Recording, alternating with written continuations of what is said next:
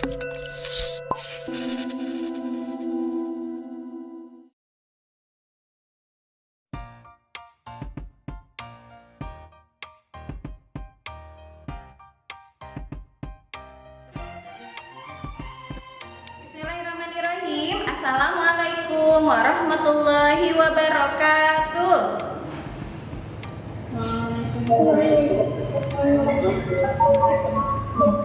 Apa kabar kelas 7A? Alhamdulillah, luar biasa.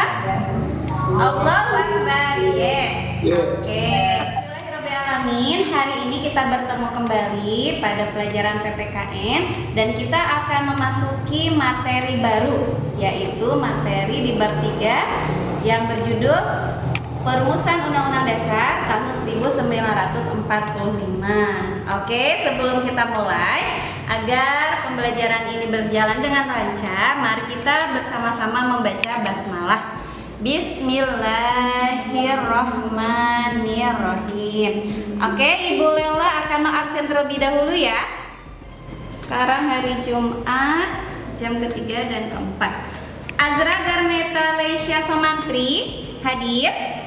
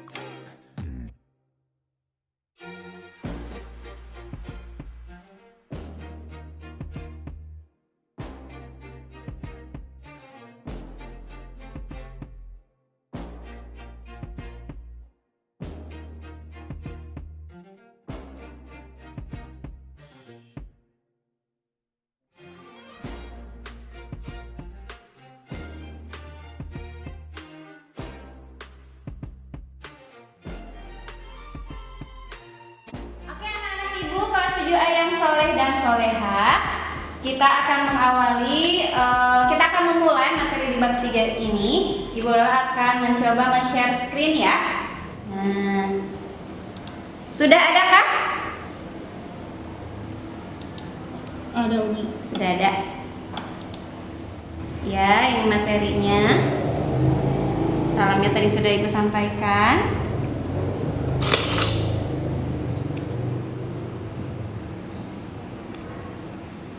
Oke, kita langsung saja.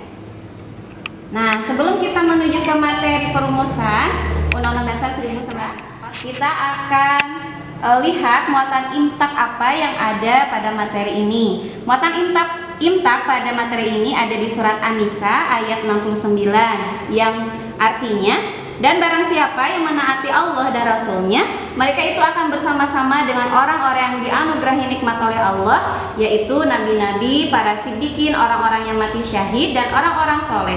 Dan mereka itulah teman yang sebaik-baiknya. Nah, kira-kira hubungannya apa sih antara surat An-Nisa dengan materi yang akan kita bahas? Tentunya ada hubungannya ya. Jadi ketika Undang-Undang Dasar 1945 ini sudah disahkan, itu menandakan bahwa kita sebagai warga negara Indonesia yang baik harus bisa melaksanakan atau menerapkan amanat dari Undang-Undang Dasar 1945 tersebut dalam kehidupan kita sehari-hari. Sebenarnya buat apa apa sih? Untuk apa kalian belajar tentang materi ini? Yang pertama, diharapkan kalian ketika sudah mempelajari materi ini dapat menjelaskan sejarah perumusan Undang-Undang Dasar 1945. Kemudian yang kedua, mampu mengidentifikasi tokoh-tokoh perumusan Undang-Undang Dasar 1945. Oke, nah ini dia.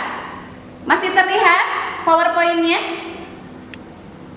Masih. Oke, tapi Ibu Lela ingin melihat wajah kalian, jadi kita bagi dua layarnya ya. Oke, nah jadi ada dua layarnya, betul? Oke, ini ya. Jadi wajah kalian juga tetap terlihat oleh Ibu. Oke, kita akan bahas. Nah, kita akan bahas hakikat konstitusi dan undang-undang dasar. Nih. Kata konstitusi ini berasal dari berbagai bahasa. Yang pertama, menurut bahasa Inggris, konstitusi ini disebut sebagai constitution. Kemudian menurut bahasa Belanda disebut sebagai konstituti. Menurut bahasa Jerman disebut constitution atau pervasum. Kemudian bahasa Latin disebut sebagai constitution atau constituere. Nah, itu asal kata dari tidak materi yang sebelum perumusan Undang-Undang Dasar 1145 sebagai pengingat materi yang minggu lalu. Sebelumnya kalian belajar tentang apa, Nak? Bab sebelumnya? Materi norma ya, Aufa? Iya, jadi sebelum ke perumusan Undang-Undang Dasar itu kalian sudah mempelajari tentang bab norma. Mudah-mudahan norma-norma yang ada di masyarakat kalian bisa laksanakan dengan baik. Nah, jadi tadi dari berbagai bahasa sudah disampaikan arti konstitusi. Nah, sebenarnya konstitusi itu apa? Mari kita rangkum bersama. Jadi konstitusi itu adalah hukum dasar yang menjadi pegangan dalam penyelenggaraan suatu negara. Sebenarnya untuk apa sih tujuan konstitusi itu kalian pelajari? Coba Ibu Lela ingin dengar suaranya Sofi. Sofi, silahkan dibacakan tujuan konstitusi. Ada dua ya tujuannya. Ya, yang ini. Konstitusi yang pertama memberikan pengawasan terhadap kekuasaan politik. Oke. Yang kedua, memberikan batasan bagi pemerintah dalam menjalankan tugasnya. Iya, jadi tujuan konstitusi itu, terima kasih Sofi ya. Jadi yang pertama memberikan pengawasan terhadap kekuasaan politik sehingga para penguasa yang bergelut di dunia pemerintahan atau politik bisa diawasi oleh konstitusi sehingga tidak ada kecurangan atau ketidaksinkronan dengan konstitusi. Kemudian yang kedua, memberikan batasan bagi pemerintah dalam menjalankan tugasnya. Jadi seperti presiden, kemudian anggota DPR, ya DPRD, MPR dan lain-lain itu diawasi tugasnya dan dibatasi tugasnya oleh konstitusi. Jadi tidak melaksanakan tugasnya itu hanya untuk keinginan sendiri, tapi harus sesuai dengan konstitusi. Oke, berikutnya konstitusi itu dibagi menjadi dua. Coba Ibu ingin dengar suara Majda. Majda, konstitusi dibagi menjadi dua. Apa saja Majda? Majda, silahkan. Tampaknya mulai. Betul. Konstitusi dibagi menjadi dua, yaitu konstitusi tertulis dan tidak tertulis. Kalau tertulis itu contohnya Undang-Undang Dasar 1945 dan tidak tertulis contohnya konvensi atau kebiasaan. Gitu. Jadi bisa kita simpulkan Konstitusi Negara Republik Indonesia itu apa, Nak?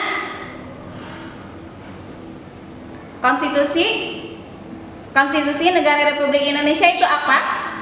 Aku jadi mau Undang-Undang Dasar 1945. Ya, betul. Jadi kalau ditanya, apa Konstitusi Negara Republik Indonesia? Jawabnya adalah Undang-Undang Dasar 1945. Oke, dan Undang-Undang Dasar 1945 ini dijadikan sebagai sumber hukum tertinggi di Indonesia.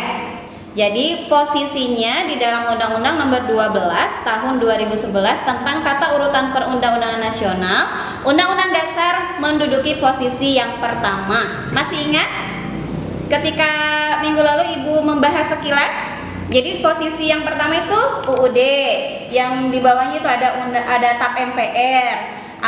Kemudian yang ketiga ada undang-undang atau Perpu. Jadi Undang-Undang Dasar itu merupakan sumber hukum tertinggi yang dijadikan acuan bagi tata urutan perundang-undangan yang di bawahnya. Gitu ya, bisa dipahami nak? Oke, beda atau sama?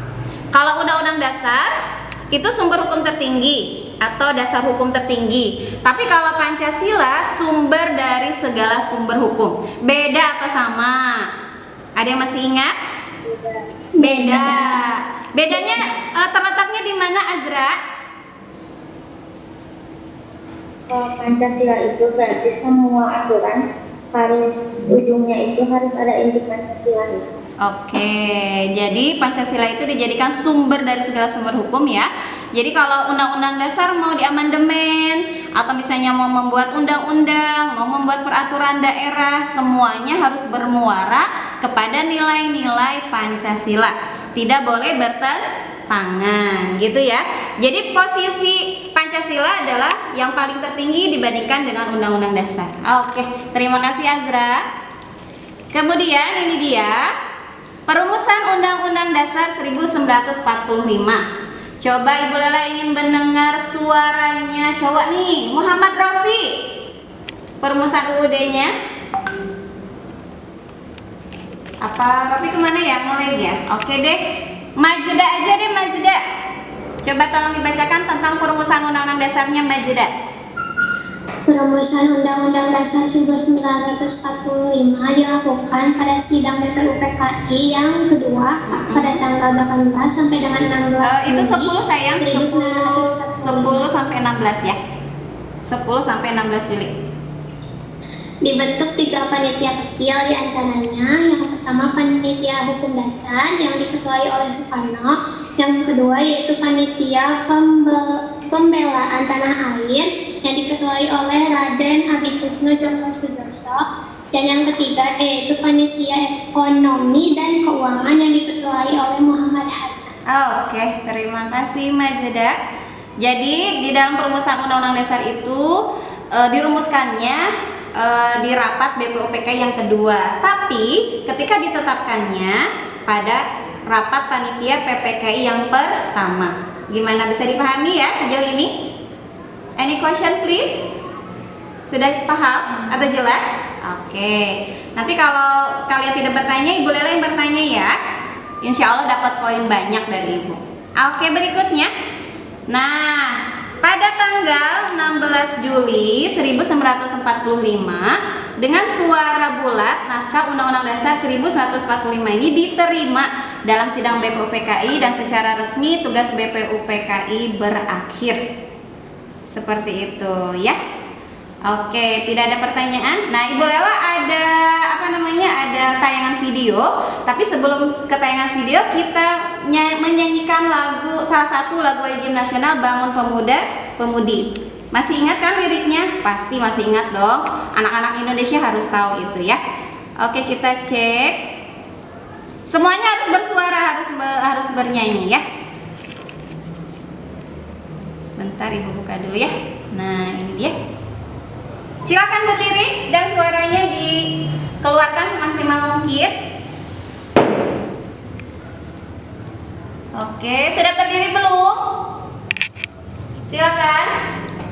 Biar suaranya terdengar, terekam. Biar kita menunjukkan bahwa kita memiliki rasa nasionalisme yang tinggi dengan menyanyikan salah satu lagu wajib. Oke, silakan kita bernyanyi bersama ya. Bangun pemuda Indonesia, lengan baju musik singkat untuk bernama. Ayo suaranya mana? Masa yang akan datang, kewajiban untuk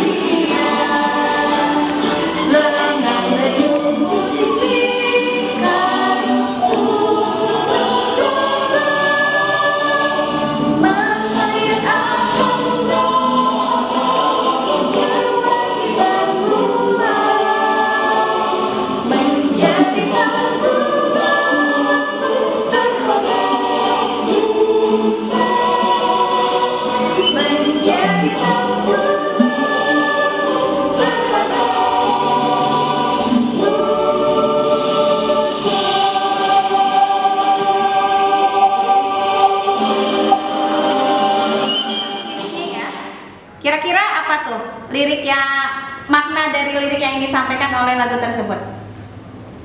Bangun pemudi-pemuda Indonesia. Kira-kira apa tuh? Ayo. Siapa yang disebut pemuda-pemudi di dalam lagu tersebut? Siapakah mereka? Mereka adalah kalian yang ada di hadapan ibu. Jadi kalianlah yang dimaksud oleh lagu tersebut pemuda-pemudi harapan bangsa. Jadi kalian adalah pemuda-pemudi yang akan menjadi pemimpin-pemimpin di masa depan. Sehingga jadilah pemuda dan pemudi yang berakhlak mulia dan tentunya bisa dibanggakan oleh bangsa Indonesia. Oke anak-anak, untuk selanjutnya ini ada video tentang perumusan dan pengesahan Undang-Undang Dasar Negara Republik Indonesia.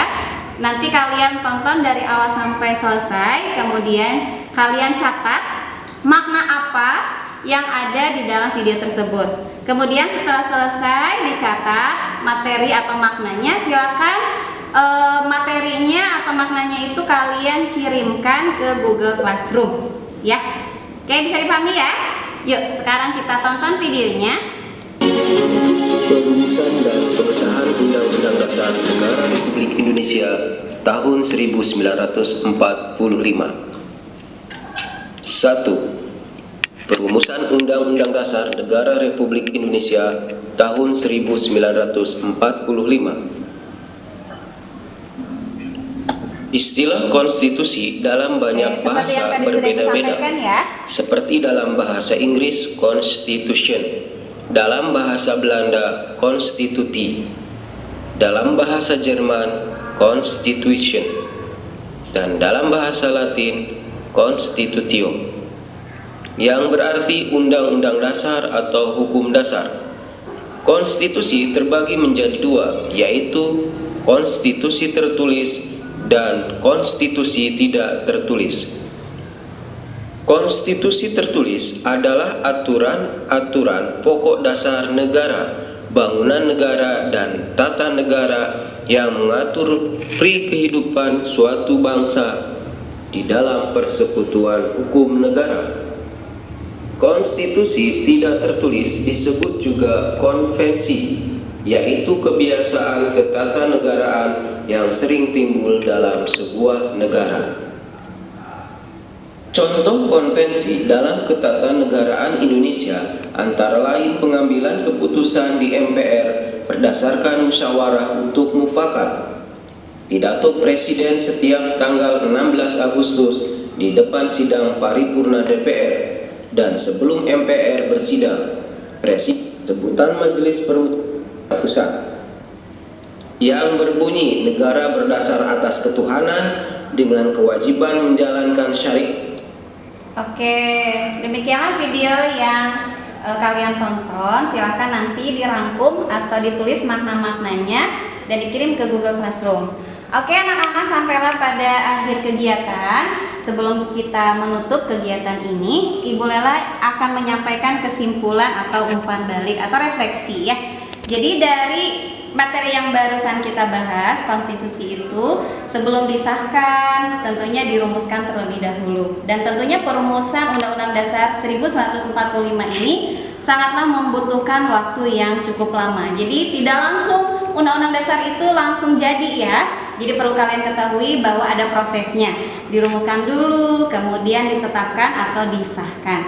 Oke, mudah-mudahan pertemuan kali ini dapat menambah wawasan kalian sebagai pelajar dan tentunya bisa menjadi warga negara Indonesia yang baik. Mudah-mudahan konstitusi yang ada di Indonesia ini mampu ya menjawab semua tujuan-tujuan dan cita-cita negara kesatuan Republik Indonesia. Oke anak-anak, sebelum Ibu Lela tutup, Lela ingin bertanya sekali saja. Ibu akan bertanya ke Aufa. Aufa, tadi kan kita sudah membahas tentang perumusan Undang-Undang Dasar ya. Nah, di sana ada pengertian konstitusi. Nah, konstitusi itu menurut Aufa apa sih setelah tadi Aufa melihat materinya? Konstitusi adalah, ayo Aufa. Nah, ini Yang hukum tadi? dasar yang menjadi pegangan dalam penyelenggaraan Oke, suatu negara. betul. Jadi konstitusi itu adalah hukum dasar yang menjadi pegangan dalam penyelenggaraan suatu negara. Oke, Ibu tanya Azra, konstitusi negara Republik Indonesia apa Azra? UUD 1945. Oke, good job. Terima kasih ya untuk kelas 7A. Sungguh luar biasa. Mudah-mudahan hari ini ilmunya sangat bermanfaat untuk kita semua. Baik, kita akhiri pertemuan kali ini dengan membaca hamdalah bersama-sama. Alhamdulillahirabbil alamin. Assalamualaikum warahmatullahi wabarakatuh. Sampai ketemu lagi di pertemuan berikutnya.